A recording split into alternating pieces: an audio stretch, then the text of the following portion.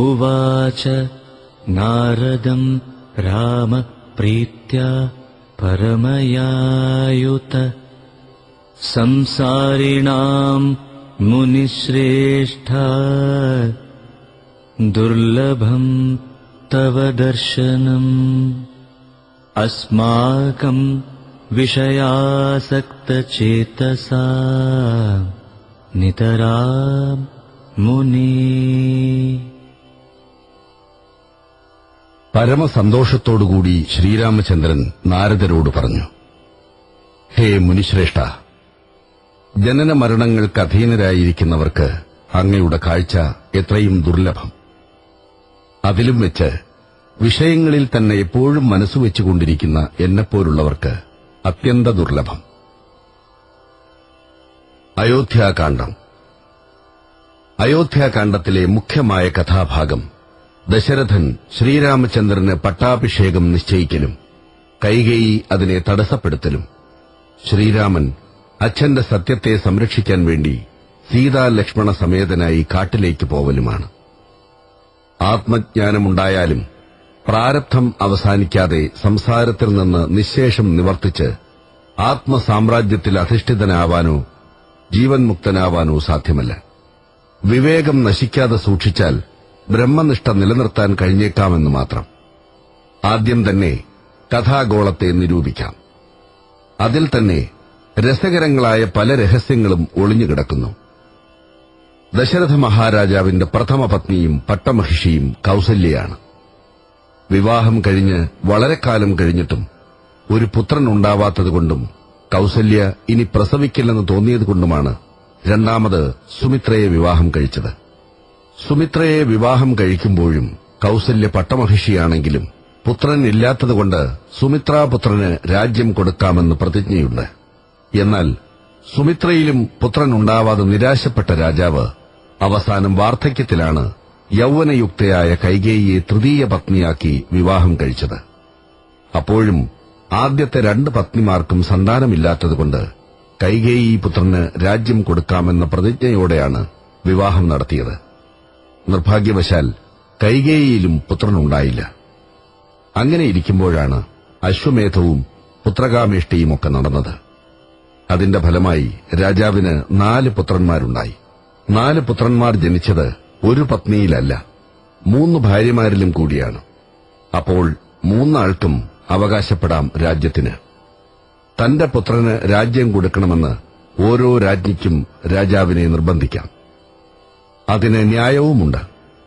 അങ്ങനെ അവർ 3 ആളും കൂടി നിർബന്ധിക്കാനൊരുങ്ങുന്ന പക്ഷം രാജാവ് എന്തു ചെയ്യും? വിഷമമായി. ഈ ആലോചന പുത്രജനനം കഴിഞ്ഞ മുതൽക്ക് തന്നെ രാജാവിന് മനസ്സിൽ തട്ടിയിട്ടുണ്ട്. അദ്ദേഹം അപ്പോൾ മുതൽക്ക് തന്നെ അതിനൊരു പോംവഴി കാണാൻ പരിശ്രമിച്ചുകൊണ്ടിരിക്കുന്നുമുണ്ട്. പക്ഷേ പറയത്തക്ക രീതിയിൽ ഒന്നും ഇതുവരെ കണ്ടുകിട്ടിയിട്ടുമില്ല. ഇനി ആലോചിക്കാൻ സമയമില്ല. സന്ദർഭം വന്നുകഴിഞ്ഞു. കുമാരന്മാരുടെ വിവാഹം കൂടി കഴിഞ്ഞ സ്ഥിതിക്ക് ആരെയെങ്കിലും അഭിഷേകം കഴിച്ച് യുവരാജാവാക്കാതെ നിർവാഹമില്ല. ആരെയാണ് അഭിഷിക്തനാക്കേണ്ടത്? ശ്രീരാമനാണ് ജ്യേഷ്ഠപുത്രൻ. രാമനെ എല്ലാവർക്കും അതീവ പ്രിയവുമാണ്. കൗസല്യയും സുമിത്രയും തമ്മിൽ വളരെ അടുത്ത സഖികളായതുകൊണ്ട് സുമിത്ര ഒരുപക്ഷെ സമ്മതിക്കുമായിരിക്കും. എന്നാൽ കൈകേയി സമ്മതിക്കുമെന്നതിന് എന്താണ് തെളിവ്? അല്ലെങ്കിൽ തന്നെ കൈകേയി മറ്റു 2 രാജ്ഞിമാരെ പോലെയല്ല, കുറച്ചധികം ഔദ്ധത്യമുള്ളവളാണ്. അതിനാൽ കൈകേയിയോട് ഈ സംഗതി പറയാൻ തന്നെ രാജാവിന് ധൈര്യമില്ലെന്നാണിരിക്കുന്നത്.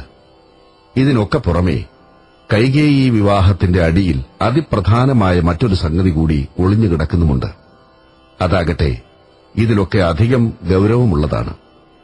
ആ സംഗതി നിലവിലുള്ളപ്പോൾ ഒരിക്കലും കൈകേയി രാമന്റെ പട്ടാഭിഷേകത്തെ അനുവദിക്കാൻ പോകുന്നില്ല. ഇതും രാജാവിനറിയാം. കേകയ രാജാവും മിഥില രാജാവും തമ്മിൽ വളരെ തലമുറകളായി തന്നെ അന്യോന്യ ശത്രുക്കളാണ്. ഇരു രാജ്യങ്ങളും തമ്മിൽ ഭയങ്കര സംഘട്ടനങ്ങളും യുദ്ധങ്ങളും എത്രയോ പ്രാവശ്യം കഴിഞ്ഞതാണ്. 2 ആളും തുല്യ ബലവാന്മാരാണെന്നതുകൊണ്ട് ജയപരാജയങ്ങൾ രണ്ടും കൂടാതെ നിലനിന്നു വരികയാണ്. തലമുറകളായി തന്നെ യുദ്ധം നടത്തിക്കൊണ്ടിരിക്കുന്ന പ്രസ്തുത 2 രാജ്യങ്ങൾക്കും പ്രബലമായ ഒരു സഹായിയെ കിട്ടിയാൽ കൊള്ളാമെന്ന് മോഹമുണ്ട്. അയോധ്യ രാജാവ് പ്രബലനാണ്. പക്ഷെ അദ്ദേഹം രണ്ടാളെയും സഹായിക്കുകയോ എതിർക്കുകയോ രണ്ടും ചെയ്യാതെ നിഷ്പക്ഷനായിരിക്കുകയാണ്. പല തന്ത്രങ്ങളെക്കൊണ്ടും അദ്ദേഹത്തെ വശീകരിക്കാൻ രണ്ടാളും നോക്കാതിരുന്നിട്ടില്ല. പക്ഷേ സാധിച്ചിട്ടില്ലെന്നേ ഉള്ളൂ. അങ്ങനെ കഴിഞ്ഞു വരുമ്പോഴായിരുന്നു ദശരഥന്റെ മൂന്നാമത്തെ വിവാഹാലോചന. പടുവൃദ്ധനായ അദ്ദേഹത്തിന് കന്യകയെ കൊടുക്കാൻ ആരും തയ്യാറായില്ല. അപ്പോഴാണ് കേകയ രാജാവ് ഇത് ഏറ്റവും പറ്റിയ സന്ദർഭമാണെന്ന് കരുതി അതിനെ വേണ്ട പോലെ ഉപയോഗപ്പെടുത്തിയത്. അയോധ്യ രാജാവുമായി എന്തെങ്കിലും ഒരു ബന്ധം ഉണ്ടാക്കി തീർക്കാൻ കഴിഞ്ഞാൽ തന്നെ മഹാഭാഗ്യമായെന്നായിരുന്നു അദ്ദേഹത്തിന്റെ വിചാരം. അതുകൊണ്ടാണ് അത്യന്ത വാർദ്ധക്യം ബാധിച്ച ദശരഥന് തന്റെ ഇളം പ്രായമായ പുത്രിയെ മൂന്നാം വിവാഹത്തിന് കൊടുത്തത്. അയോധ്യ രാജാവ് തന്റെ ബന്ധുവായാൽ സഹായിക്കാൻ വിരോധമില്ല. സഹായിച്ചില്ലെങ്കിലും ശത്രുവായ മിഥില രാജാവിനോട് കൂടിച്ചേർന്ന് തന്നോട് എതിർക്കാൻ വരില്ലല്ലോ. അതായിരുന്നു കേകയ രാജാവിന്റെ വിചാരം. ഈ പുതിയ ബന്ധുത്വം കേകയ രാജാവും അയോധ്യ രാജാവും തമ്മിൽ സ്ഥാപിക്കപ്പെട്ടു കഴിഞ്ഞാൽ മിഥില രാജാവ് അസ്വസ്ഥനാവും. അദ്ദേഹം എന്തെങ്കിലും തകരാറുണ്ടാക്കാൻ ശ്രമിക്കും.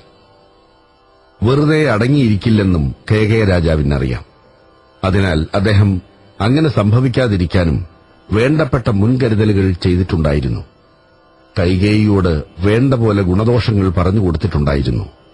കൂടാതെ വേണ്ട സന്ദർഭത്തിൽ വേണ്ടത് ഉപദേശിക്കാനും വേണ്ടത് പ്രവർത്തിപ്പിക്കാനും പറ്റിയ ഒരു വിശ്വസ്ത ദാസിയെക്കൂടി കൈകേയിയോടൊരുമിച്ച് അയോധ്യയ്ക്ക് അയച്ചിട്ടുണ്ടായിരുന്നു. അവൾ മഹാരാജ്ഞിയുടെ ഒരു സേവിക എന്ന നിലയ്ക്ക് വളരെ പ്രൌഢിയോടുകൂടി ഒരു ദാസിയുടെ പദവിയിൽ നിന്നൊക്കെ ഉയർന്ന നിലയിൽ അരമനയിൽ കഴിഞ്ഞുവരികയും ചെയ്തിരുന്നു. അവളാണ് മന്ധര. അങ്ങനെ കഴിഞ്ഞു വരുമ്പോഴാണ് രാജ്ഞിമാർക്ക് പുത്രന്മാരുണ്ടായതും അവർ യൗവനയുക്തന്മാരായതും. കേകയ രാജാവോ അയോധ്യ രാജാവോ പോലുമോ അറിയാതെ ശ്രീരാമന് വിവാഹം കഴിപ്പിച്ചു മിഥില രാജാവ്. സീതാദേവി വരണമാല്യം ചാർത്തിയ ശേഷമാണ് ദശരഥൻ പോലും അറിയാനിടയായത്. പിന്നീട് 4 പുത്രന്മാരുടെയും വിവാഹവും നടന്നു. 4 രാജകുമാരന്മാരും ജനകന്റെ പുത്രിമാരെ വിവാഹം കഴിച്ചു എന്ന് വന്നപ്പോൾ അയോധ്യ മുഴുവൻ മിഥില രാജാവിന് സ്വാധീനമായ പോലെയായി. ഓരോ ദിവസവും പുതിയ പുതിയ കാര്യങ്ങളെ ഉറ്റുനോക്കിക്കൊണ്ടിരിക്കുന്നുണ്ട് മന്ധര എന്ന് വന്നാലും എന്തോ ഒന്ന് സംഭവിക്കാൻ പോകുന്നുവെന്ന ഒരു തോന്നൽ എല്ലാവർക്കും. എന്നാൽ അതെന്താണ് എന്ന് വ്യക്തമായി ആർക്കും അറിഞ്ഞുകൂടാ. ആകപ്പാടെ നീറിപ്പുകഞ്ഞ ഒരന്തരീക്ഷം. ആർക്കും ഒന്നും തുറന്നു പറയാൻ ധൈര്യമില്ല. അരമനയിൽ എന്തോ ഒരു കുഴപ്പം വരാൻ പോകുന്നുവെന്ന ഒരു തോന്നൽ. പട്ടാഭിഷേകത്തെക്കുറിച്ച് പലരും അന്യോന്യം ചോദിക്കുന്നുണ്ട്. പക്ഷേ ആർക്കും ഒന്നും അറിഞ്ഞുകൂടാ. ഈ സന്ദർഭത്തിൽ ദശരഥ മഹാരാജാവ് സമർത്ഥമായ ഒരു തന്ത്രം പ്രയോഗിച്ചു. അതായത് കൈകേയി പുത്രനായ ഭരതനെ സുമിത്രാപുത്രനായ ശത്രുഘ്നനോടുകൂടി കേകയ രാജധാനിയിലേക്ക് പറഞ്ഞയച്ചു. മാതൃഗൃഹത്തിൽ പോകുന്നതും അമ്മാവനോടൊരുമിച്ച് താമസിക്കുന്നതും രാജകുമാരന്മാർക്ക് ഹിതമായിരിക്കുമല്ലോ. സുമിത്രയുടെ 2 പുത്രന്മാരാണ് ലക്ഷ്മണനും ശത്രുഘ്നനും. ലക്ഷ്മണൻ ശ്രീരാമനോടും ശത്രുഘ്നൻ ഭരതനോടും ഏറ്റവും അടുത്ത് പെരുമാറുന്നവരാണ്. അതിനാൽ ലക്ഷ്മണനെ ഭയപ്പെടേണ്ടതില്ല. ശ്രീരാമന്റെ പട്ടാഭിഷേകത്തിൽ ലക്ഷ്മണൻ അനുകൂലിയായേയിരിക്കൂ. എന്നാൽ ഭരത ശത്രുഘ്നന്മാരുടെ സ്ഥിതി അറിഞ്ഞുകൂടാ. ഏതായാലും അവർ തൽക്കാലം അകന്നിരിക്കുന്നത് നല്ലതാണ്. ഈ നിലയ്ക്കാണ് രാജാവ് ഭരത ശത്രുഘ്നന്മാരെ കൈകേയിയുടെ പിതൃഗൃഹത്തിലേക്ക് അയച്ചത്. ഇങ്ങനെ ഭരത ശത്രുഘ്നന്മാരെ പോലും അകറ്റിക്കഴിഞ്ഞ സന്ദർഭത്തിലാണ് മഹാരാജാവ് ഒരു ദിവസം വൈകുന്നേരം പെട്ടെന്ന് ശ്രീരാമന് പട്ടാഭിഷേകം നിശ്ചയിച്ചത്. നടന്നു കഴിഞ്ഞാൽ പിന്നെ സാരമില്ല. അതിനു മുമ്പ് പലരും അറിഞ്ഞാൽ എന്തെല്ലാം കുഴപ്പങ്ങളാണ് ഉണ്ടാവാൻ പോകുന്നതെന്ന് അറിഞ്ഞുകൂടാ. അതുകൊണ്ട് കഴിയുന്നതും ആരെയും അറിയിക്കാതെ വിവാഹത്തെപ്പോലെ തന്നെ രാമചന്ദ്രന്റെ പട്ടാഭിഷേകവും സൂത്രത്തിൽ കഴിയണമെന്ന ഉദ്ദേശത്താലായിരുന്നു മഹാരാജാവ് ഒരു ദിവസം വൈകുന്നേരം രാജസഭയിൽ വെച്ച് പിറ്റേന്ന് കാലത്ത് ശ്രീരാമന്റെ പട്ടാഭിഷേകം നടത്താൻ തീർച്ചപ്പെടുത്തിയത്. രാജാവിന്റെ കൽപ്പന കിട്ടിയതോടെ മന്ത്രിമാരും പൊതുജനങ്ങളും ഒരുക്കങ്ങൾ ചെയ്യാൻ തുടങ്ങി. അരമനയും പട്ടണവും മുഴുവൻ അലങ്കരിക്കുക, എല്ലായിടത്തും തോരണങ്ങളും കൊടിക്കൂറകളും കെട്ടുക, രാജമാർഗ്ഗങ്ങൾ പ്രത്യേകമായി അലങ്കരിക്കുക തുടങ്ങിയ പ്രാഥമിക പരിപാടികൾ ജാഗ്രതയായി നടക്കാൻ തുടങ്ങി.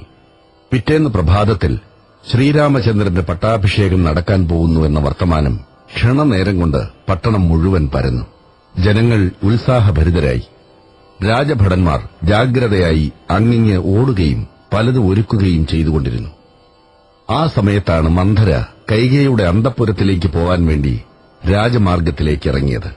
യാദൃച്ഛികമായി ശ്രീ നാരദ മഹർഷിയും അപ്പോൾ അയോധ്യയിലെത്തി. മന്ധര ജനങ്ങളുടെ മുഖത്തുനിന്ന് സംഗതികളൊക്കെ മനസ്സിലാക്കി. എന്തോ വിചാരിച്ച് തലയാട്ടി മൂളിക്കൊണ്ട് അന്തഃപുരത്തിലേക്ക് പോയി.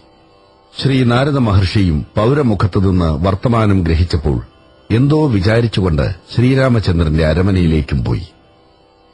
ഭഗവാൻ ശ്രീരാമചന്ദ്രൻ ഗൃഹസ്ഥനായതിനു ശേഷം ആദ്യമായി തന്റെ ഗൃഹത്തിലേക്ക് വരുന്ന മഹാത്മാവായ ശ്രീ നാരദ മഹർഷിയെ വേണ്ട പോലെ എതിരേറ്റ് കൂട്ടിക്കൊണ്ടുവന്ന് പാദപൂജയും മറ്റും ചെയ്ത് ഉചിതമാമണ്ണം സൽക്കരിച്ചു. ഭഗവാന്റെ ആതിഥ്യം സ്വീകരിച്ച നാരദ മഹർഷി സന്തുഷ്ടനും കൃതാർത്ഥനുമായി. അനന്തരം അവിടുന്ന് ദിവ്യമഹിമകളെ വാഴ്ത്തി വാഴ്ത്തി സ്തുതിച്ചു. പിന്നീട് അവിടുത്തെ അവതാര ഉദ്ദേശ്യത്തെ ഓർമ്മിപ്പിച്ചു. രാവണാദി ദുഷ്ടരാക്ഷസന്മാരെ കൊന്ന് ജഗത്തിന്റെ ക്ഷേമത്തെ നിലനിർത്താൻ വേണ്ടി ബ്രഹ്മാദി ദേവന്മാരാൽ അപേക്ഷിക്കപ്പെട്ടാണ് അവിടുന്ന് ദശരഥപുത്രനായി അവതരിച്ചത്. രാവണാദികളെ കൊന്ന് ജഗത്തിനെ പരിപാലിക്കാമെന്ന പ്രതിജ്ഞയും ചെയ്തിട്ടുണ്ട്. ആ സ്ഥിതിക്ക് ഈ അവതാരത്തിലെ മുഖ്യ പ്രയോജനം രാവണാദികളെ കൊല്ലലാണെന്ന് മറന്നുകൂടാ. എന്നാൽ അതിന് തടസ്സമായി തീരുന്നു ഇപ്പോഴത്തെ സംരംഭം. വിവാഹം കഴിഞ്ഞു. അതുതന്നെ മുഖ്യമായ ഒരു തടസ്സമായി തീർന്നിട്ടുണ്ട്. പോരെങ്കിൽ നാളെ കാലത്ത് പട്ടാഭിഷേകവും നടക്കാൻ പോകുന്നു. അതും കൂടെ കഴിഞ്ഞാൽ പിന്നെ എപ്പോഴാണ്, എങ്ങനെയാണ് രാവണാദികളെ സമീപിക്കുകയെന്ന് സംശയിക്കേണ്ടിയിരിക്കുന്നു. അതിനാൽ മുഖ്യമായ ഉദ്ദേശ്യം മറക്കരുത് എന്നായിരുന്നു ശ്രീ നാരദ മഹർഷിയുടെ ഉദ്ബോധനം. ഭഗവാൻ അതൊക്കെ കേട്ട് ശ്രീ നാരദ മഹർഷിയെ അനുഗ്രഹിച്ചു. അനന്തരം അരുളി ചെയ്തു. ബ്രഹ്മാദി ദേവന്മാരുടെ അപേക്ഷയും അവരോട് ചെയ്ത പ്രതിജ്ഞയും എല്ലാം ഓർമ്മയുണ്ട്. അത് നിർവഹിക്കാനുള്ള അവസരവും കാത്തിരിക്കുകയാണ്. അവസരം വന്നുകഴിഞ്ഞു. നാളെ പുറപ്പെടാറായി. അഭിഷേകത്തിന് ഒക്കെ ഒരുക്കട്ടെ. അതൊന്നും നടക്കാൻ പോകുന്നില്ല. നാളെ കാലത്ത് ഞാൻ സീതയോടും ലക്ഷ്മണനോടും കൂടി ദണ്ഡകാരണ്യത്തിലേക്ക് പുറപ്പെടുകയാണ്. രാവണൻ തുടങ്ങിയ എല്ലാ ദുഷ്ടരാക്ഷസന്മാരെയും കൊന്നു മുടിച്ചതിനു ശേഷമേ മടങ്ങിവരൂ. നാരദ മഹർഷിക്ക് വളരെ സന്തോഷമായി. അദ്ദേഹം ഭഗവാനോട് യാത്രയും പറഞ്ഞ് ഇറങ്ങിപ്പോയി.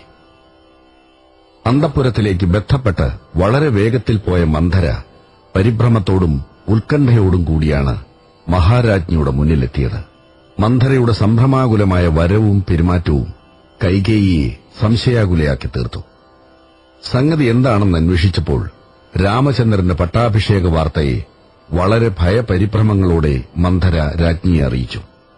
പിതൃഗൃഹത്തെ സംബന്ധിച്ചിടത്തോളം വളരെ ദിവസമായി ഒന്നും ആലോചിക്കാതെ ഉല്ലാസമായി കഴിഞ്ഞുവരുന്നതിനാൽ പൂർവ്വകഥകൾ കുറെയൊക്കെ മറന്ന നിലയിലായിരുന്നു കൈകേയി. ശ്രീരാമചന്ദ്രൻ തന്റെ പുത്രനല്ലെങ്കിൽ കൂടി തന്റെ പുത്രനേക്കാൾ കൂടുതൽ മമതയും സ്നേഹവാത്സല്യങ്ങളും രാമങ്കലുണ്ട് താനും.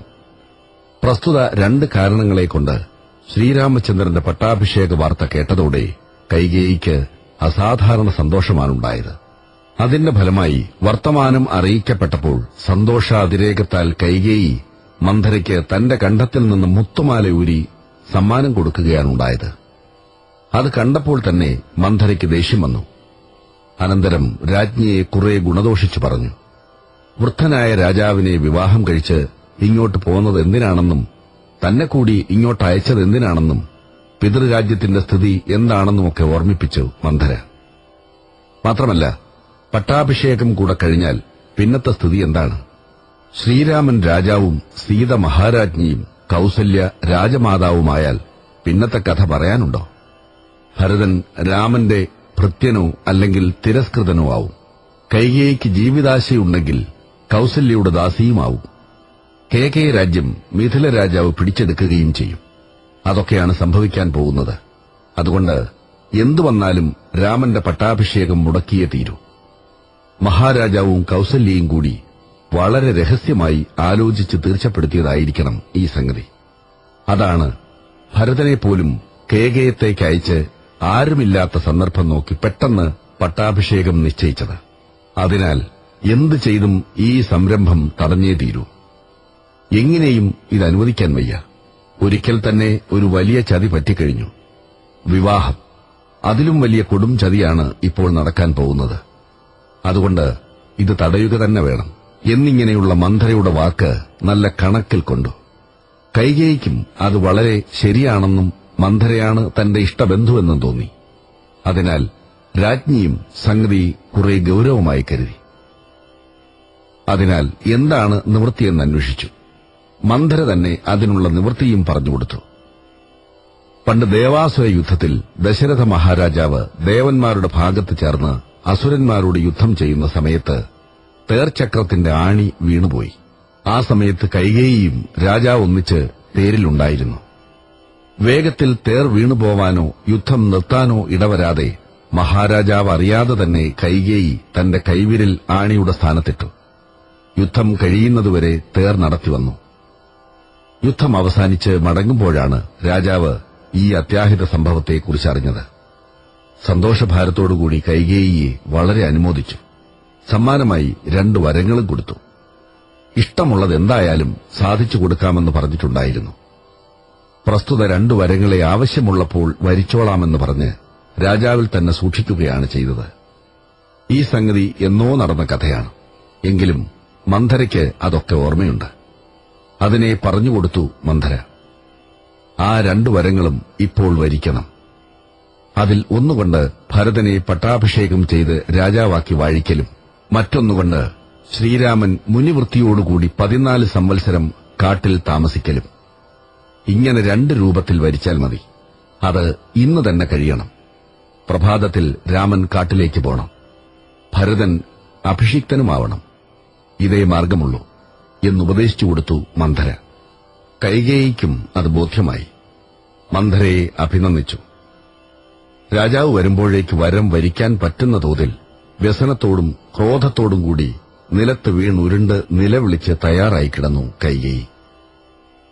വൈകുന്നേരം രാജസഭയിലെ തിരക്കിട്ട ജോലികളൊക്കെ കഴിഞ്ഞ് മഹാരാജാവ് നിത്യകർമ്മവും അത്താഴവും കഴിച്ച് ബന്ധപ്പെട്ടുകൊണ്ടാണ് കൈകേയിയുടെ അന്തഃപുരത്തിലേക്ക് യാത്രയായത്. എന്തെല്ലാമോ അസ്വാസ്ഥ്യങ്ങൾ രാജാവിനെ അലട്ടിക്കൊണ്ടിരിക്കുന്നുണ്ട്. അതിനാൽ മനസ്സ് കിടന്ന് പിടയ്ക്കുകയാണ്. തീരെ സമാധാനമില്ല. കൈകേയി വിവരമറിയുമ്പോൾ എന്തു പറയുമെന്ന ഭയം അദ്ദേഹത്തിൽ അലതല്ലിക്കൊണ്ടിരിക്കുകയാണ്. വൈകുന്നേരമാണ് പിറ്റേന്ന് പ്രഭാതത്തിൽ രാമചന്ദ്രന് പട്ടാഭിഷേകം വേണമെന്ന് തീർച്ചപ്പെടുത്തിയത്. തീർച്ചപ്പെടുത്തി പ്രഖ്യാപിച്ചു കഴിഞ്ഞപ്പോഴേക്ക് എല്ലായിടത്തും അറിഞ്ഞുകഴിഞ്ഞു. പട്ടണം മുഴുവൻ ഉത്സാഹവും ബഹളവുമായിട്ടുണ്ട്. എങ്കിലും പ്രത്യേകം ആളെ അയച്ചിട്ടില്ലാത്തതിനാൽ കൈകേയിയുടെ അന്തഃപുരത്തിൽ അറിഞ്ഞിരിക്കാൻ കാരണമില്ല.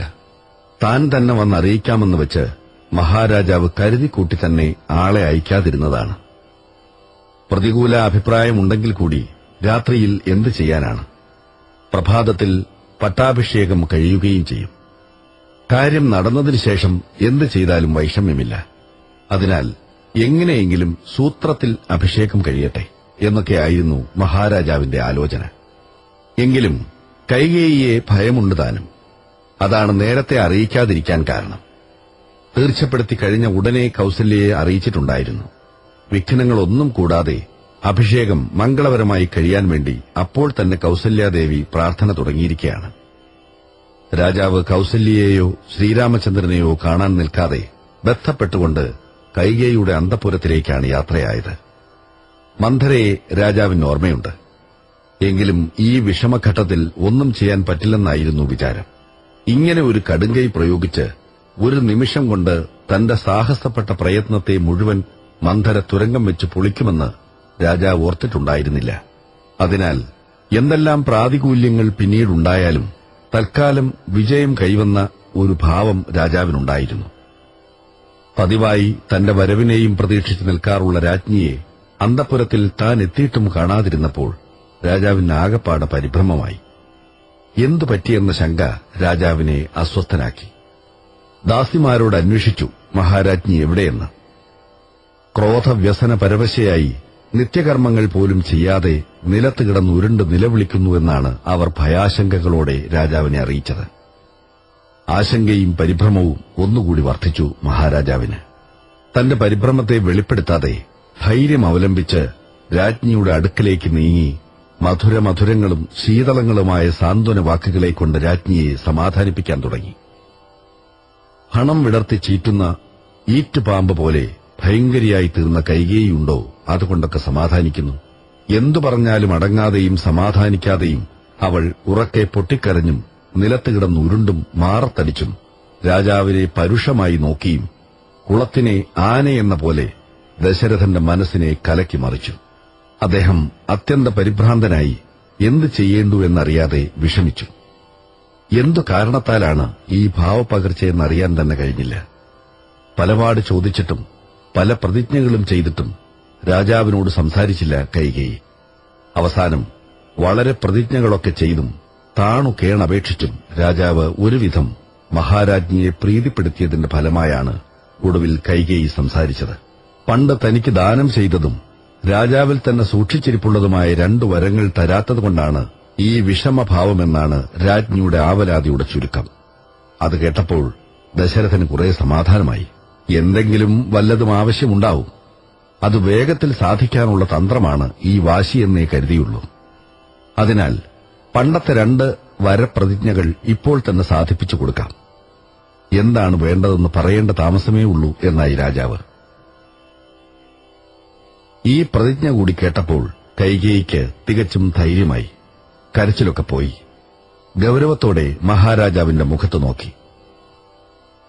എന്നാൽ അതിലൊരു വരം കൊണ്ട് ഇപ്പോൾ ഒരുക്കിയ അഭിഷേക സംരംഭങ്ങളെക്കൊണ്ട് തന്റെ പുത്രനായ ഭരതനെ രാജാവാക്കി അഭിഷേകം ചെയ്യുകയും രണ്ടാമത്തേതുകൊണ്ട് ശ്രീരാമചന്ദ്രൻ മുനിവൃത്തിയായി 14 കൊല്ലം കാട്ടിൽ താമസിക്കുകയുമാണ് വേണ്ടതെന്ന് വളരെ ധൈര്യത്തോടും ഗൌരവത്തോടും പറഞ്ഞ് അവസാനിപ്പിച്ചു കൈകേയി. ചെവിയിൽ വജ്രായുധം തറച്ച പോലെ രാജാവ് കൈകേയിയുടെ വാക്കുകൾ മുഴുവൻ കേൾക്കുന്നതിന് മുമ്പ് തന്നെ മൂർച്ഛിച്ചു വീണു. വീണ്ടും ബോധമുണ്ടായപ്പോൾ ഭ്രാന്തനെന്ന പോലെ നിലത്ത് കിടന്നുരുണ്ട് നിലവിളിക്കാൻ തുടങ്ങി. അപ്പോൾ കൈകേയിക്ക് അല്പം പോലും അനുകമ്പയോ സഹതാപമോ തോന്നിയില്ല. പലപാട് രാജാവ് കൈകേയിയോട് താണപേക്ഷിച്ചു ഈ പ്രതിജ്ഞയൊന്നു മാറ്റാൻ. പക്ഷേ കൈകേയിയിൽ അല്പം പോലും അലിവ് കണ്ടില്ല. രാജാവ് പരവശനായി. തന്റെ എല്ലാ ആഗ്രഹങ്ങളും തകർന്നു. മാത്രമല്ല പ്രാണതുല്യനായ രാമചന്ദ്രനെ പോലും വിട്ടുപിരിയണമെന്നാണ് വന്നിരിക്കുന്നത്. പലതും പറഞ്ഞു നിലവിളിച്ചും ഭ്രാന്തന്റെ മാതിരി വീണുരുണ്ടും വ്യസനഭാരത്താൽ തളർന്ന് വിവശനായി. കൈകേയിയോട് പലപാടപേക്ഷിച്ചും ഫലമില്ലാതെ നിരാശനായും നിലവിളിച്ചുകൊണ്ട് തന്നെ നേരം പ്രഭാതമാക്കി. അപ്പോഴും കൈകേയി ഗൌരവത്തിൽ രാജാവിനെ നോക്കിയിരിക്കലും രാജാവ് കിടന്ന് നിലവിളിക്കലും തന്നെ. പ്രഭാതത്തിൽ അഭിഷേകത്തിന്റെ ഒരുക്കങ്ങളൊക്കെ ചെയ്തു. മന്ത്രിമാരും സാമന്തന്മാരും പൌരപ്രധാനികളും മഹാരാജാവിന്റെ വരവും നോക്കി നിൽക്കുകയാണ്. സമയം അതിക്രമിച്ചിട്ടും രാജാവിനെ കാണാനില്ല. എല്ലാവരും പരിഭ്രാന്തരായി. അവസാനം സുമന്ത്രൻ തന്നെ മഹാരാജാവിനെ അന്വേഷിച്ചു പുറപ്പെട്ടു. മന്ത്രി അന്തഃപുരത്തിൽ കടന്നു ചെന്ന് മഹാരാജാവ് എന്താണ് പുറത്തു വരാത്തതെന്ന് രാജ്ഞിയോട് തന്നെ ചോദിച്ചു. രാത്രിയിലെ ഉറക്കമിളപ്പം രാമനെ വിട്ടുപിരിയേണ്ടി വരുമല്ലോ എന്ന ഭയവും മൂലം രാജാവ് അസ്വസ്ഥനായിരിക്കുകയാണ്. അതിനാൽ വേഗം രാമനെ കൂട്ടിക്കൊണ്ടുവരും, എന്നാൽ കാര്യങ്ങളൊക്കെ ശരിപ്പെടും എന്ന് പറഞ്ഞു. സുമന്ത്രന് പൂർവാധികം പരിഭ്രമമായി. രാജകീയങ്ങളായ എല്ലാ കാര്യങ്ങളുടെയും ചരടുവലിക്കുന്ന ആളാണല്ലോ മന്ത്രിമുഖ്യനായ സുമന്ത്രൻ. കൈകേയിയുടെ വാക്ക് കേട്ടപ്പോൾ തന്നെ എന്തോ തകരാറുണ്ടെന്ന് അദ്ദേഹത്തിന് ബോധ്യമായി. അതെത്രത്തോളമുണ്ടെന്നും ഏത് രൂപത്തിലാണെന്നും മാത്രമേ ഇനി അറിയേണ്ടതുള്ളൂ. പരിഭ്രാന്തനായ സുമന്ത്രൻ വേഗത്തിൽ രാമചന്ദ്രനെയും കൂട്ടി അന്തഃപുരത്തിലെത്തി. ശ്രീരാമചന്ദ്രൻ ഭയപരിഭ്രമങ്ങളോടെ പിതാവിനെയും കൈകേയി മാതാവിനെയും നമസ്കരിച്ചു. രാമഭദ്രനെ കണ്ടപ്പോഴേക്കും രാജാവ് വ്യസനാക്രാന്തനായി ഉറക്ക വാവിട്ട് നിലവിളിക്കുകയും പലതും പുലമ്പുകയും ചെയ്തു. കാര്യമൊന്നും മനസ്സിലാവാതെ ശ്രീരാമചന്ദ്രൻ കൈകേയിയുടെ വർത്തമാനം എന്താണെന്നും മഹാരാജാവ് എന്തിനാണ് വ്യസനിക്കുന്നതെന്നും അന്വേഷിച്ചു. രാജാവിന്റെ വ്യസനത്തിന് കാരണം നീ തന്നെയാണെന്ന് ആരംഭിച്ച കൈകേയി കാര്യമെല്ലാം പറഞ്ഞു. കാര്യമറിഞ്ഞതോടെ ഭഗവാൻ അച്ഛനെ സമാധാനിപ്പിക്കാൻ പരിശ്രമിച്ചു തുടങ്ങി. കാട്ടിലേക്ക് പോകുന്നത് തനിക്ക് ഏറ്റവും സന്തോഷമാണെന്നും അച്ഛന്റെ സത്യത്തെ പരിപാലിക്കാൻ വേണ്ടി കാട്ടിൽ പോയി 14 കൊല്ലം കഴിച്ചുകൂട്ടുകയെന്നത് മഹത്തായ ഒരു അനുഗ്രഹമാണെന്നും മറ്റും പറഞ്ഞു. ഏതായാലും ശ്രീരാമചന്ദ്രൻ കാട്ടിലേക്ക് പോവാൻ സന്നദ്ധനായി. അമ്മയോടും സീതാദേവിയോടും യാത്ര പറഞ്ഞ് ഉടനെ വരാമെന്നും പറഞ്ഞ് വേഗത്തിൽ കൌസല്യാദേവിയുടെ അന്തഃപുരത്തിലേക്ക് യാത്രയായി. തലേ ദിവസം വൈകുന്നേരം ഭഗവാന്റെ പട്ടാഭിഷേക വാർത്ത കേട്ട മുതൽക്ക് തന്നെ അതിന്റെ നിർവിഘ്ന പരിസമാപ്തിക്ക് വേണ്ടി കൗസല്യാദേവി ദേവീ പ്രാർത്ഥന ആരംഭിച്ചതാണ്. നേരം പുലർന്നത് തന്നെ അറിഞ്ഞിട്ടില്ല. ഭക്തിപരവശയായി ചിത്തം മുഴുവൻ മംഗളസ്വരൂപിണിയായ ദേവിയിൽ തന്നെ മുഴുക്കിയിരിക്കുകയാണ്. അതിനാൽ ശ്രീരാമചന്ദ്രൻ മുന്നിൽ വന്നു നിന്നതുപോലും കണ്ടില്ല. സമീപത്തുണ്ടായിരുന്ന സുമിത്ര പറഞ്ഞിട്ടാണ് അറിഞ്ഞത്. ഉടനെ കൺമിഴിച്ച് വാത്സല്യ അതിരേകത്താൽ പുത്രനെ ആലിംഗനം ചെയ്യാൻ ഓടിവന്നു. ഭഗവാൻ കൗസല്യാദേവിയോട് വർത്തമാനങ്ങളൊക്കെ പറഞ്ഞു. ഇടിവെട്ടിയ മരം പോലെ ദേവി സ്തബ്ധയായി. ഏതായാലും സമാധാന വാക്കുകളെ കൊണ്ട് സമാധാനിപ്പിച്ചു. ലക്ഷ്മണനെയും സീതാദേവിയെയും കൂട്ടി തയ്യാറായി വീണ്ടും അന്തഃപുരത്തിൽ വന്ന് രാജകീയ വേഷങ്ങളെയും ചിഹ്നങ്ങളെയും മുഴുവൻ പരിത്യജിച്ചു. കൈകേയി കൊടുത്ത മരവുരിയും ധരിച്ച് ശ്രീരാമൻ കാട്ടിലേക്ക് യാത്രയായി. കഥാഗോളത്തിന്റെ ഏതാണ്ടൊരു സ്വരൂപമാണിത്. പ്രപഞ്ച അനുഭവങ്ങളെയും ലോകവ്യവഹാരത്തെയുമാണ് ഇവിടെ കാട്ടിലേക്കുള്ള പോക്കും വനവാസവുമായി ഉപന്യസിച്ചിരിക്കുന്നത്. ജീവൻ ജ്ഞാനസമ്പന്നനായാലും പ്രാരാബ്ധം വിടുന്നില്ല. അനുഭവിച്ചു തന്നെ തീരേണ്ടിയിരിക്കുന്നു. പ്രാരാബ്ധത്തെയാണ് കൈകേയിയായി ചിത്രീകരിച്ചിരിക്കുന്നത്. ജന്മാന്തര വാസനകളാണ് പ്രാരാബ്ധത്തിന് അടിസ്ഥാനം. അതാണ് മന്ധര. മന്ധരയിൽ കൂടിയാണ് കൈകേയി വികസിക്കുന്നത്. കൈകേയിയുടെ അഭിപ്രായങ്ങൾക്ക് രൂപം കൊടുത്തതും അവയെ പ്രബലങ്ങളാക്കിയതും മന്ധരയാണ്. വാസനയാണ് പ്രാരാബ്ധ കർമ്മങ്ങളെ രൂപം കൊടുത്ത് അവ്യക്തതയിൽ നിന്ന് വ്യക്തതയിലേക്ക് കൊണ്ടുവന്ന് പ്രബലമാക്കി തീർക്കുന്നത്. ബ്രഹ്മവിദ്യയായ സീതാദേവിയെ വരിച്ചിട്ടും കാട്ടിലേക്ക് പോവേണ്ടി വന്നത് ജ്ഞാനമുണ്ടായാലും പ്രാരാബ്ധം അനുഭവിച്ചു തന്നെ തീരണം എന്നതിന്റെ സൂചനയാണ്. കൗസല്യയെയും സുമിത്രയെയും ഭയപ്പെടേണ്ടതില്ലെന്നും കൈകേയിയാണ് ഭയമെന്നും ആദ്യം പറഞ്ഞുവല്ലോ.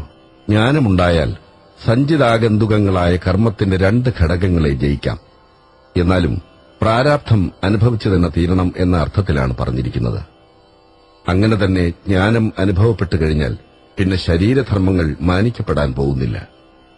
ശരീരധർമ്മങ്ങളുടെ അവഗണന കൊണ്ട് ശരീരം തന്നെ തപിക്കാൻ തുടങ്ങും.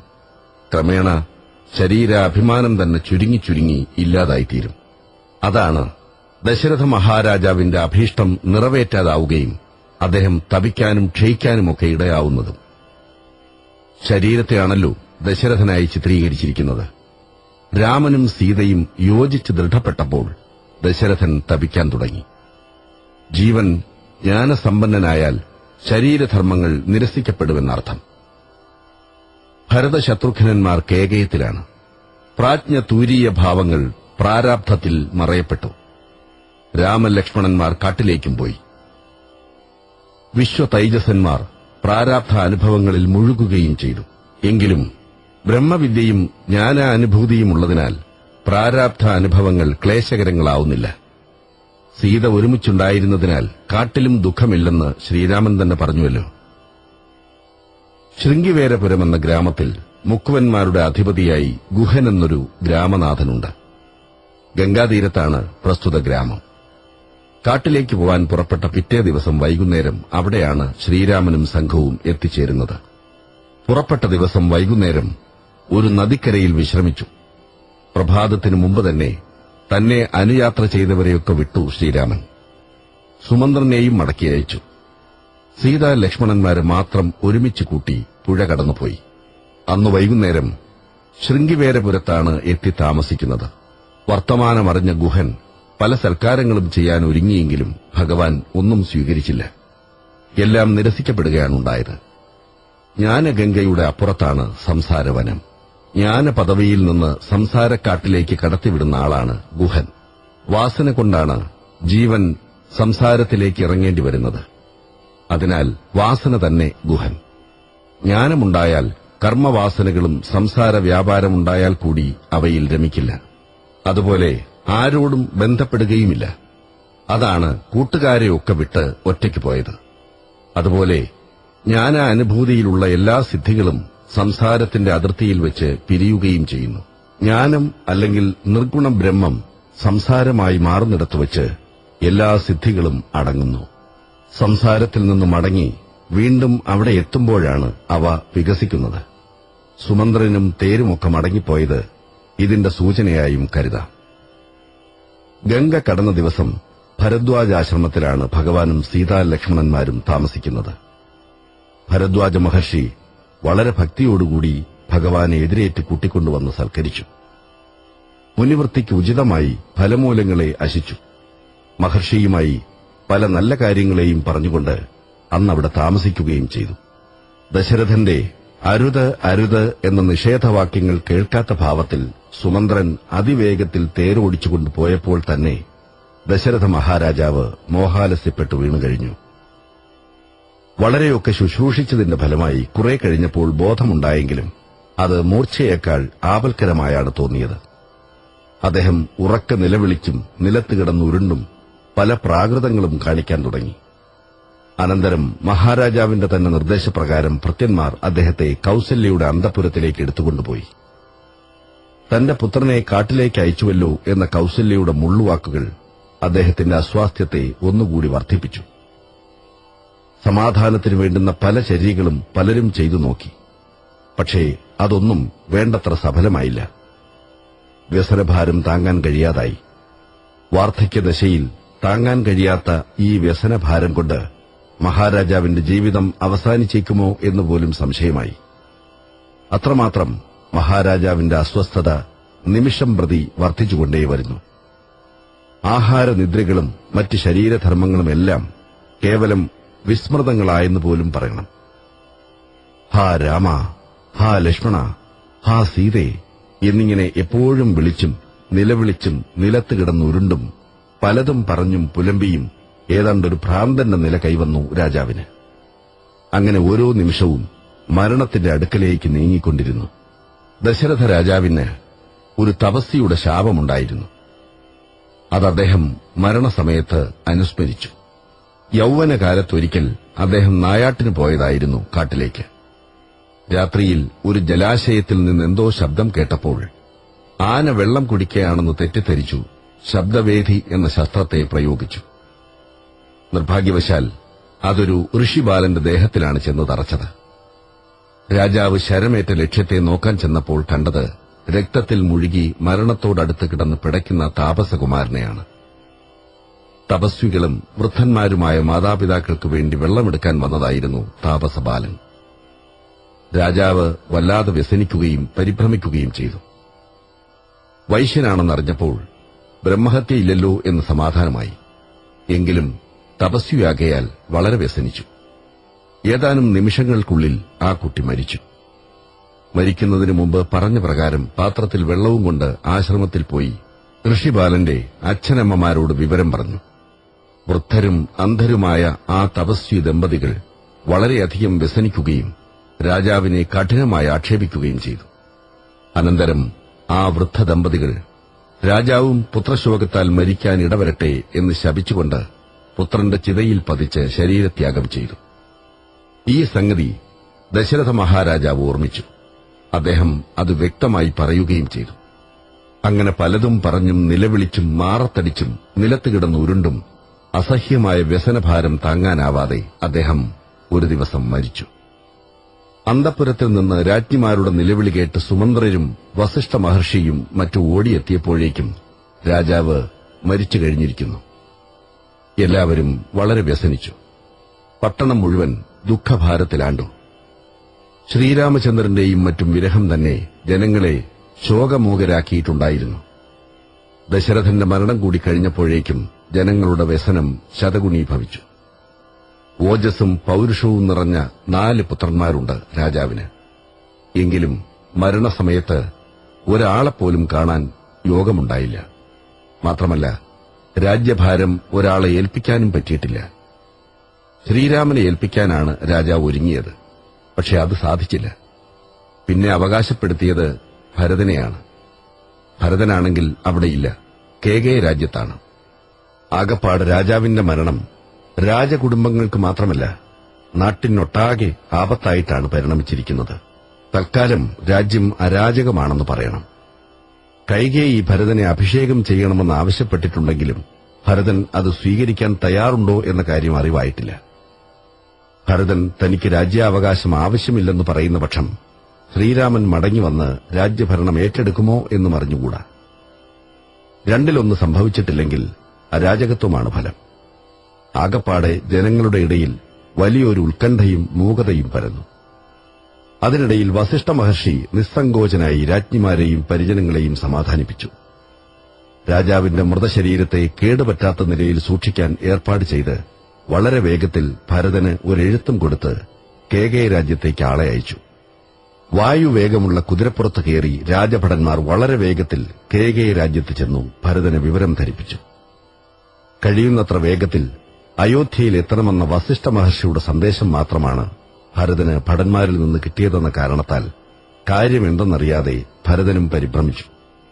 എങ്കിലും തക്ക കാരണമില്ലാതെ വസിഷ്ഠ മഹർഷി ഇങ്ങനെയൊരു സന്ദേശം അയക്കില്ലെന്നറിയാം. എന്നാൽ അതെന്തായിരിക്കുമെന്ന് ഊഹിക്കാൻ തന്നെ വിഷമം. മഹാരാജാവല്ലാതെ ആചാര്യൻ സന്ദേശം അയച്ചതിന്റെ കാരണം തന്നെ ദുരൂഹമായിട്ടിരിക്കുന്നു. ഇങ്ങനെ അസ്വസ്ഥനായിക്കൊണ്ടാണ് ഭരതൻ ശത്രുഘ്നെയും കൂട്ടി അയോധ്യയിലേക്ക് യാത്ര തിരിച്ചത്. വഴിക്ക് പല ദുശ്ശകുനങ്ങളും കണ്ടു. അപ്പോഴൊക്കെ രാജകുമാരന്മാരുടെ അസ്വാസ്ഥ്യം വർദ്ധിച്ചുകൊണ്ടിരുന്നു. അയോധ്യ പട്ടണത്തിലെത്തിയപ്പോഴും ഉത്കണ്ഠ വർദ്ധിക്കുകയാണ് ചെയ്തത്. പട്ടണത്തിലെങ്ങും ഒരു ഉണർവും ചൊടിയും കണ്ടില്ല. എല്ലായിടത്തും ഇരുളടഞ്ഞ മാതിരി ഒരു മൂകത. കാണുന്നവരൊക്കെ തങ്ങളെ അനുകമ്പയോടും ഈർഷ്യയോടും നോക്കുന്നതായാണ് രാജകുമാരന്മാർക്ക് തോന്നിയത്. എന്തോ തക്കതായ അമംഗളം സംഭവിച്ചു കഴിഞ്ഞിട്ടുണ്ടെന്ന് അവർക്ക് ബോധ്യമായി. അതെത്രമാത്രമുണ്ടെന്നേ ഇനി അറിയേണ്ടതുള്ളൂ. അരമനയിലെത്തിയതോടെ നേരെ കൈകേയിയുടെ അന്തഃപുരത്തിലേക്കാണ് അവർ പോയത്. മഹാരാജാവും അവിടെ ഉണ്ടായിരിക്കുമെന്നായിരുന്നു അവരുടെ പ്രതീക്ഷ. പക്ഷെ അവിടെ എത്തിക്കഴിഞ്ഞപ്പോഴാണ് അമ്മ മാത്രമേ ഉള്ളൂ, അച്ഛനില്ല എന്ന വിവരം ഭരതൻ അറിഞ്ഞത്.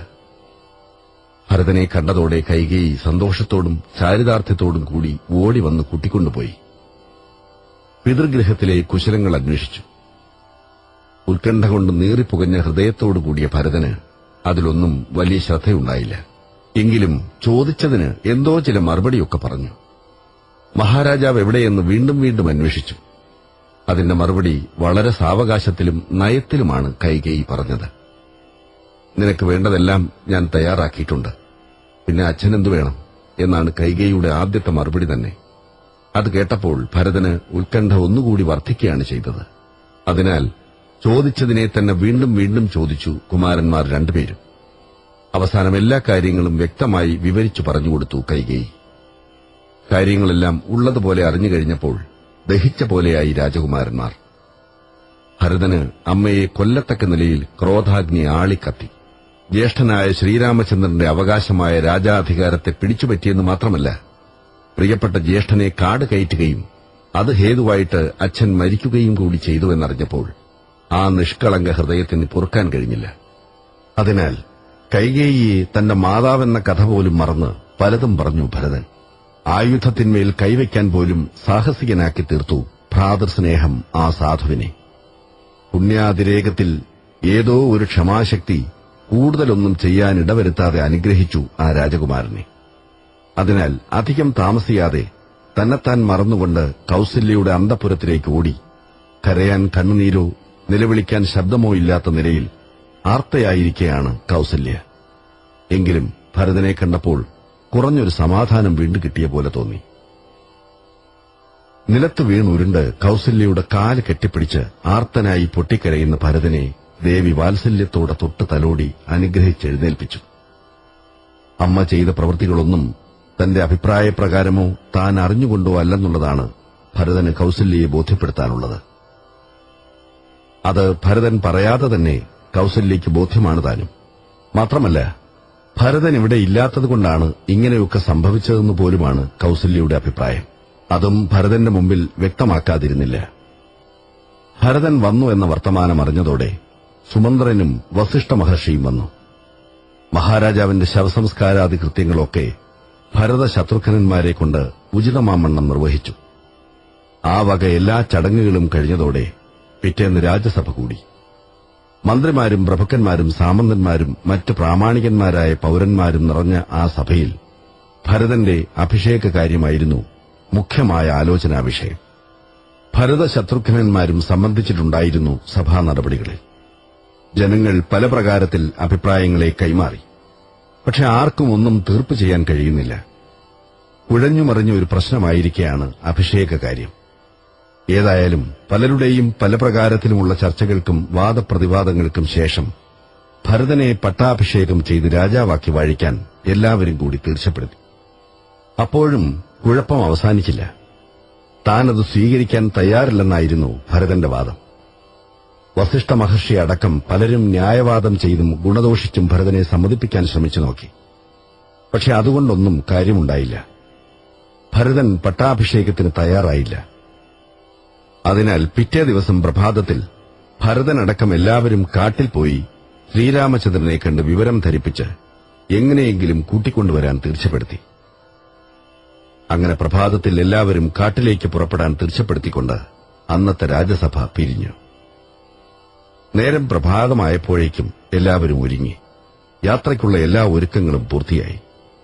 ഭരതശത്രുഘ്നന്മാരും രാജമാതാക്കളാകുന്ന കൌസല്യ, സുമിത്ര, കൈകേയിമാരും സുമന്ത്രനും മറ്റു മന്ത്രിമുഖ്യന്മാരും വസിഷ്ഠ മഹർഷിയും പുറപ്പെട്ടു. ആന, കുതിര, തേര് തുടങ്ങിയ രാജകീയ ആഡംബരങ്ങളും ഏതാനും കാലാൾ സൈന്യങ്ങളും പുറപ്പെട്ടു. ഈ ഘോഷയാത്രയുടെ ഒരുക്കങ്ങളൊക്കെ കണ്ടപ്പോൾ അയോധ്യയിലെ പൌരജനങ്ങളും മിക്കവാറും പുറപ്പെട്ടു. ആകപ്പാടെ വലിയൊരു ജനസഞ്ചയം എല്ലാ ആർഭാടങ്ങളോടും ആഡംബരങ്ങളോടും കൂടി യാത്രയായി. വാദ്യമേളഘോഷങ്ങളോടും സ്തുതിപാഠകന്മാരുടെ സ്തുതിഗാനങ്ങളോടും ജയശബ്ദത്തോടും ബ്രാഹ്മണരുടെ ആശീർവാദ വചസ്സുകളോടും കൂടി ആ വമ്പിച്ച ഘോഷയാത്ര പതുക്കെ പതുക്കെ പട്ടണത്തിൽ കൂടെ നീങ്ങി ക്രമേണ പട്ടണവും കുഗ്രാമങ്ങളും പിന്നിട്ട് കാട്ടിലേക്ക് കയറി ത്വരിതഗമനം തുടങ്ങി.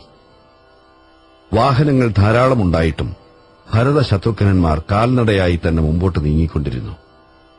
പലരും വളരെയൊക്കെ പറഞ്ഞു നോക്കിയിട്ടും അവർ വാഹനത്തിൽ കയറാൻ കൂട്ടാക്കിയില്ല.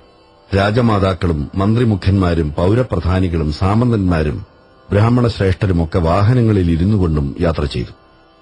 പകൽ മുഴുവൻ യാത്ര ചെയ്ത് ക്ഷീണിച്ച് തളർന്ന് വൈകുന്നേരമായപ്പോഴേക്ക് ശൃംഗിവേരപുരത്തിന്റെ പരിസരത്തിലെത്തി. അവിടെയാണല്ലോ ശ്രീരാമനും എത്തിച്ചേർന്നത്. ഗംഗാതീരത്തുള്ള ഒരു മുക്കുവ ഗ്രാമമാണ് ശൃംഗിവേരപുരം. ഗുഹനാണ് അവിടുത്തെ രക്ഷാധികാരി. ശ്രീരാമൻ ആ വഴിക്ക് വന്ന സമയം ഗുഹൻ വളരെ ഭക്തി ബഹുമാനങ്ങളോടെ സൽക്കരിച്ചിട്ടുണ്ടായിരുന്നു.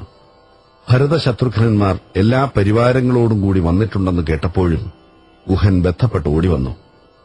പരിവാരങ്ങളെയും സന്നാഹങ്ങളെയും ഒക്കെ കണ്ടപ്പോൾ ഗുഹന് ചില സംശയങ്ങളൊക്കെ ഉണ്ടായി. ഭരതൻ കാരണത്താലാണ് ശ്രീരാമൻ കാട്ടിലേക്ക് പോകേണ്ടി വന്നത്.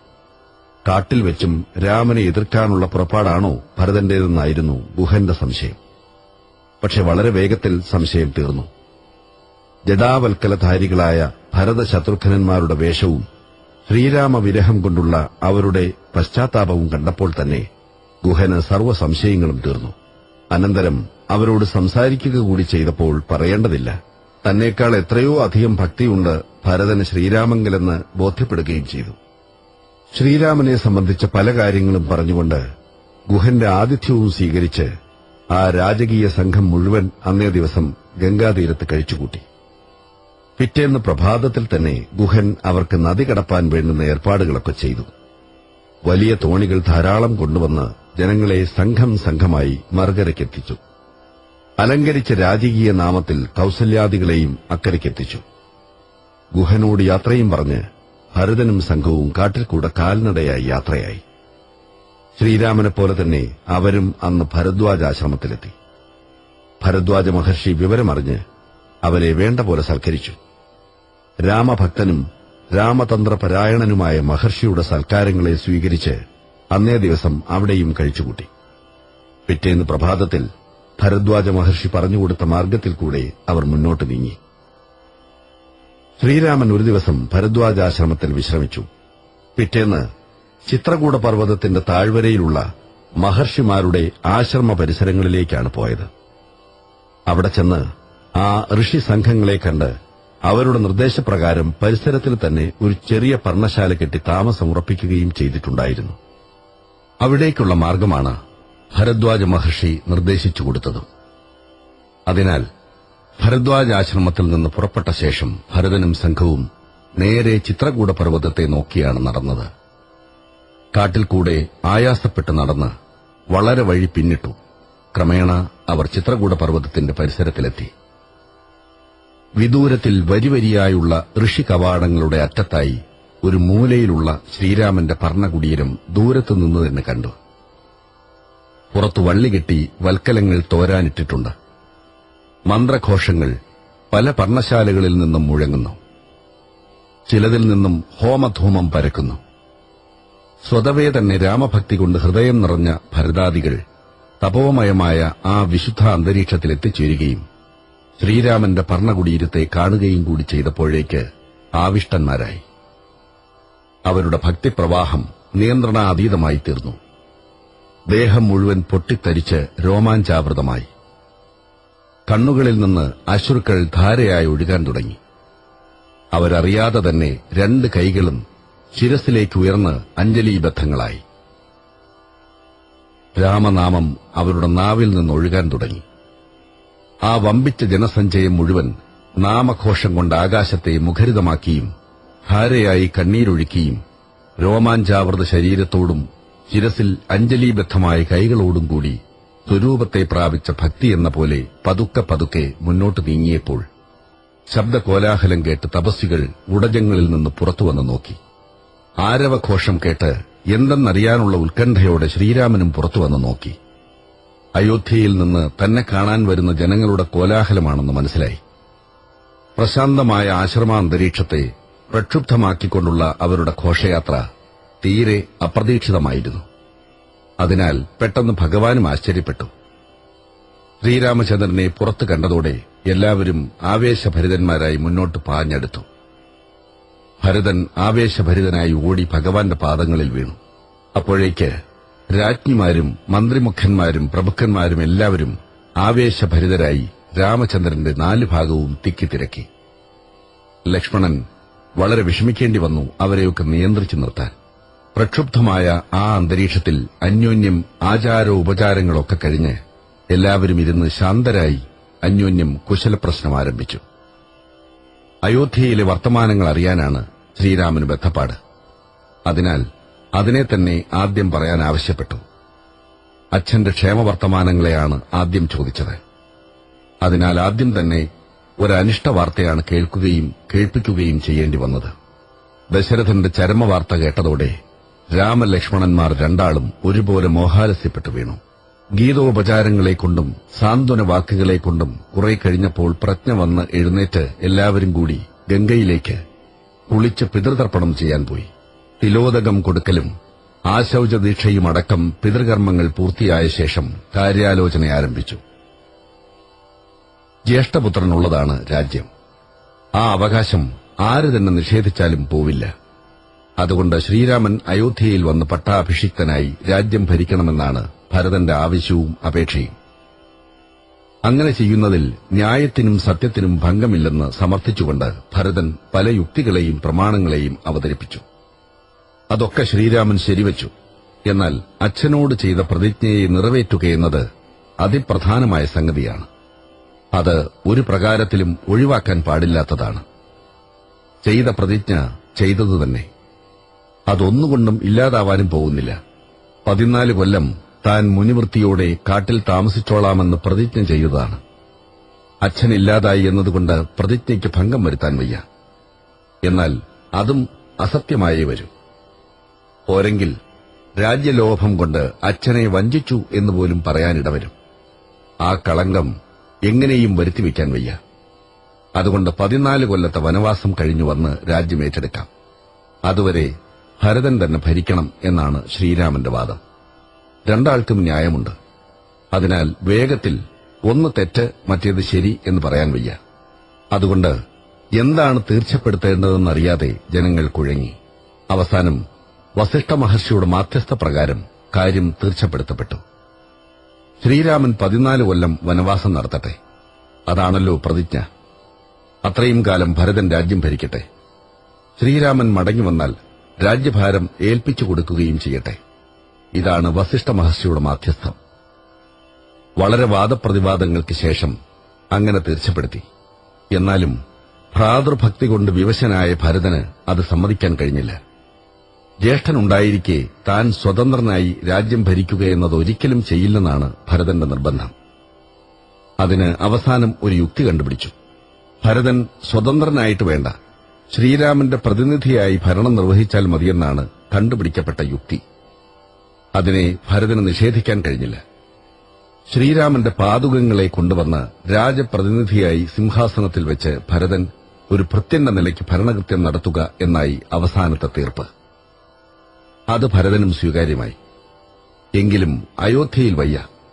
ജ്യേഷ്ഠനോട് കൂടാതെ താൻ അയോധ്യയിൽ പ്രവേശിക്കില്ല എന്നുകൂടി ഭരതനൊരു നിർബന്ധമുണ്ടായി. അതും അംഗീകരിക്കപ്പെട്ടു. അതുപ്രകാരം ഭരതൻ ശ്രീരാമന്റെ പാദുകങ്ങളെ വാങ്ങി ഭക്തിയോടെ ശിരസിൽ വെച്ച് യാത്രയും പറഞ്ഞ് എല്ലാ പരിജനങ്ങളോടും കൂടി മടങ്ങി. അയോധ്യ പട്ടണത്തിന്റെ അടുത്തുള്ള നന്ദിഗ്രാമം എന്ന കുഗ്രാമത്തിൽ ശ്രീരാമന്റെ പാദുകങ്ങളെ രാമബുദ്ധിയോടെ സിംഹാസനത്തിൽ വെച്ച് നിത്യേന വണങ്ങി. എല്ലാ രാജ്യകാര്യങ്ങളെയും ശ്രീരാമനോടെന്ന പോലെ പാദുകങ്ങളോട് അറിയിച്ചുകൊണ്ടും രാമനെന്ന പോലെ മുനിവൃത്തിയോടും തപശ്ചര്യയോടും കൂടി ദിവസങ്ങളെ എണ്ണിക്കണക്കാക്കിക്കൊണ്ടും കഴിഞ്ഞുവന്നു ഭരതൻ.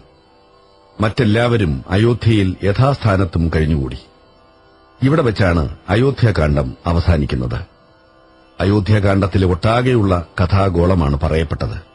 ഇനി അതിന്റെ അന്തസ്തത്വത്തിലേക്ക് കടക്കാം. ശ്രീരാമൻ രാജ്യം ഭരിച്ച് രാജാവായി സുഖിച്ചുകൊണ്ട് അരമനയിൽ തന്നെ ഇരിക്കണമെന്നായിരുന്നു കൗസല്യയുടെ ഇച്ഛ. എന്നാൽ കൈകേയിയുടെ ആഗ്രഹമാകട്ടെ നേരെ മറിച്ചായിരുന്നു. രാമൻ അയോധ്യയിൽ തന്നെ ഉണ്ടാവരുത്, കാട്ടിൽ പോയി പലതരത്തിലുള്ള ക്ലേശങ്ങളും അനുഭവിക്കണമെന്നായിരുന്നു കൈകേയിയുടെ അഭിപ്രായം. കൗസല്യയ്ക്ക് പ്രത്യേകം നന്മയോ കൈകേയിക്ക് തിന്മയോ രണ്ടും രാമൻ ചെയ്തിട്ടുമില്ല. രണ്ടാളും ശ്രീരാമന്റെ അമ്മമാരാണ്. കൗസല്യ പെറ്റമ്മയാണ്, കൈകേയി അതല്ല എന്ന് പറയാം. എങ്കിലും കൈകേയിയും രാമനെ അതുവരെയും പുത്രനിർവിശേഷം ലാളിച്ചു വന്ന അമ്മയായിരുന്നു. എന്നിട്ടും രാമനെ സംബന്ധിച്ച് അവരുടെ അഭിപ്രായം ഇത്രയും വിരുദ്ധങ്ങളായി. എന്താണിതിനർത്ഥം? ഒന്ന് ജ്ഞാനശക്തിയാണ്, മറ്റേത് ക്രിയാശക്തിയാണ്. അവ രണ്ടും അന്യോന്യ വിരുദ്ധങ്ങളാണ്. ഒരിക്കലും തമ്മിൽ യോജിക്കാൻ വയ്യ. ജ്ഞാനശക്തിയെയാണ് കൗസല്യയാക്കി ചിത്രീകരിച്ചിരിക്കുന്നത്, ക്രിയാശക്തിയെ കൈകേയിയായും. ക്രിയാശക്തിയിൽ കെട്ടിക്കിടക്കുന്നു പലതരത്തിലുള്ള പ്രാരാബ്ധങ്ങൾ. അതുണ്ടോ അനുഭവിക്കാതെ ജീവനെ വിടുന്നു? ജ്ഞാനമുണ്ടായാൽ പിന്നെ പ്രാരാബ്ധം അനുഭവിക്കേണ്ടതില്ലെന്ന് പറയാറുണ്ട്. പൂർവജന്മങ്ങളിലെ കർമ്മത്തിന്റെ അവശിഷ്ടമാണല്ലോ പ്രാരാബ്ധം. ജ്ഞാനസമ്പന്നനായ ഒരാൾക്ക് ഈ ജന്മം തന്നെ ഉണ്ടായിട്ടില്ല, പിന്നെ എന്ത് പുനർജന്മമാണ്? പൂർവജന്മങ്ങളില്ലെങ്കിൽ പിന്നെ പൂർവജന്മങ്ങളിലെ കർമ്മങ്ങളും അവയുടെ അവശിഷ്ടമാകുന്ന പ്രാരാബ്ധവുമുണ്ടോ? ഉണ്ടാവാൻ വയ്യാത്തതാണ്. ഈ അഭിപ്രായത്തെ ഉള്ളിൽ വെച്ചുകൊണ്ടാണ് ജ്ഞാനിക്ക് പ്രാരാബ്ധം അനുഭവിക്കേണ്ടി വരില്ല എന്ന് പറഞ്ഞു വരാറ്. പക്ഷെ ആ വാദം അത്രമാത്രം പ്രായോഗികമാണെന്ന് പറഞ്ഞുകൂടാ. എന്തുകൊണ്ടെന്നാൽ ജ്ഞാനം വികസിച്ചാൽ പ്രാരാബ്ധം അനുഭവിക്കേണ്ടെന്നത് ശരിതന്നെ. പക്ഷേ എപ്പോഴാണ് ഒരാൾക്ക് ജ്ഞാനമുണ്ടാവുന്നത് എന്നാണെങ്കിൽ പ്രാരാബ്ധത്തിന്റെ അവസ്ഥിതിയിലാണ്. പ്രാരാബ്ധം വർദ്ധിച്ചിരിക്കുമ്പോൾ ജ്ഞാനം ദൃഢപ്പെടുകയെന്നത് വിഷമം തന്നെ. ജ്ഞാനം ദൃഢപ്പെട്ടു കഴിഞ്ഞാൽ വളരെ കുറച്ചേ പ്രാരാബ്ധമുണ്ടാവൂ. അതാകട്ടെ അറിയാതെ തന്നെ അനുഭവിച്ചു തീരുകയും ചെയ്യും. അപ്പോൾ ജ്ഞാനിക്ക് പ്രാരാബ്ധം ബാധകമാവുന്നില്ലെന്ന് പറഞ്ഞത് ശരിയാണ്. പക്ഷെ അത് ഈ പറഞ്ഞ രീതിയിലാണെന്ന് മാത്രം. കൈകേയിക്ക് വളരെ കാലത്തിനു മുമ്പ് കിട്ടിയ വരപ്രതിജ്ഞയുടെ ഫലമാണല്ലോ രാമൻ അനുഭവിക്കാനിടയായത്. ക്രിയാശക്തിയിൽ പൂർവകാലത്ത് നിക്ഷേപിച്ച വാസനാശതങ്ങൾ തന്നെ അതാത് ജന്മത്തിൽ ജീവന്റെ പ്രാരാബ്ധമായി പൊട്ടിപ്പുറപ്പെടുന്നു. ജ്ഞാനമോ തപസ്സോ പൌരുഷമോ വീര്യമോ എന്തൊക്കെ ഉണ്ടായാലും പ്രാരാബ്ധം ഒരാളെ അനുഭവിക്കാതെ വിടാൻ പോകുന്നില്ല. അതുകൊണ്ടാണ് രാമന് പല യോഗ്യതകളുണ്ടായിട്ടും കൈകേയിയുടെ ആജ്ഞയ്ക്ക് വഴങ്ങേണ്ടി വന്നത്. ജ്ഞാനശക്തി വേണ്ട പോലെ അനുഗ്രഹിച്ചിട്ടുണ്ട്, എങ്കിലും ക്രിയാശക്തി വിട്ടിട്ടില്ല. കൗസല്യ വേണ്ട പോലെ അനുഗ്രഹിച്ചെങ്കിലും കൈകേയിയുടെ ആജ്ഞയെ നിരസിക്കാൻ കഴിഞ്ഞില്ല. എങ്കിലും ബ്രഹ്മവിദ്യയുള്ളതിനാൽ ക്ലേശങ്ങൾ ചുരുങ്ങും. സീത ഒരുമിച്ചുള്ളതിനാൽ കാട്ടിലും താപത്തിന് കുറവുണ്ടാകും. ചിരകാലത്തെ ആധ്യാത്മിക ജീവിതം കൊണ്ട് ശരീരം വ്യവഹാര സ്വരൂപമായ ലൗകിക ജീവിതത്തിന് പറ്റാതായി തീർന്നിട്ടുണ്ട്. എങ്കിലും പ്രാരാബ്ധവശാൽ ജീവന് സംസാരത്തിൽ വ്യാപരിക്കേണ്ടി വരുന്നു. ഇതാണ് ശ്രീരാമൻ പോകുമ്പോൾ ദശരഥൻ കഠിനമാകും വണ്ണം വ്യസനിക്കുന്നത്. ദശരഥൻ പ്രതിജ്ഞ ചെയ്തിട്ടുണ്ടായിരുന്നു, ആവശ്യപ്പെടുമ്പോൾ വരദാനങ്ങളെ സാധിച്ചു കൊടുത്തോളാമെന്ന്. അതായത് ശരീരം ചുമതലപ്പെട്ടിരിക്കുന്നു പ്രാരാബ്ധത്തെ അനുഭവിക്കാൻ. നിഗൂഢമായ ആത്മസ്വരൂപമാകുന്ന ഗുഹനെ വിട്ട് ജ്ഞാനഗംഗയെയും കടന്ന് മറുവശത്തുള്ള സംസാരക്കാട്ടിൽ വിചിത്രങ്ങളും ഗൂഢധർമ്മസ്വരൂപങ്ങളുമായ സംസാരധർമ്മങ്ങളുടെ മധ്യമാകുന്ന ചിത്രകൂടത്തിലാണ് ആദ്യം തന്നെ എത്തിച്ചേരുന്നത്. ബ്രഹ്മവിദ്യയാകുന്ന സീതയുടെയും തപസ്വികളായ സജ്ജനങ്ങളുടെയും നിത്യസമ്പർക്കം സമാധാന കാരണമാണ്. എന്തൊക്കെ ക്ലേശങ്ങൾ വന്നാലും സമാധാനം കിട്ടിക്കൊണ്ടിരിക്കും. അങ്ങനെയൊക്കെയാണല്ലോ ശ്രീരാമചന്ദ്രന്റെയും അനുഭവം. അങ്ങനെയിരിക്കുമ്പോഴാണ് ഭരതന്റെയും പരിജനങ്ങളുടെയും വരവ്. ശരീരത്തിലെ സകല ശക്തികളും ക്ഷോഭിച്ചു എന്നർത്ഥം. എന്തൊക്കെയായിട്ടും സ്വൈരസമാധാനങ്ങൾക്ക് മാർഗമില്ലെന്നായി. ശരീരത്തിന്റെ അകത്തുനിന്നും പുറത്തുനിന്നും പലതരം ക്ലേശങ്ങൾ. സംസാരത്തിന്റെ അസഹ്യമായ താപം 4 ഭാഗവും വലയം ചെയ്ത് തപിപ്പിക്കാൻ തുടങ്ങി. അപ്പോൾ അവയിൽ നിന്നൊക്കെ രക്ഷപ്പെടാൻ ശ്രമിക്കലായി. എന്താണ് രക്ഷാമാർഗം?